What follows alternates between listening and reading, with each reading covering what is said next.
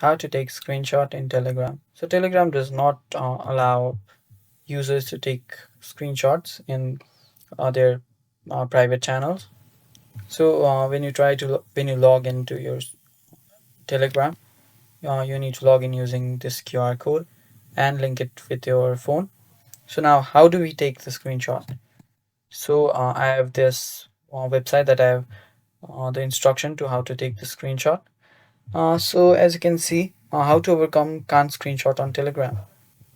Now, if you scroll down, you'll see that to screenshot on Telegram, you need to click and hold on the keyboard Windows and print screen, or Shift plus Windows plus S, and that's how you can screenshot on Telegram.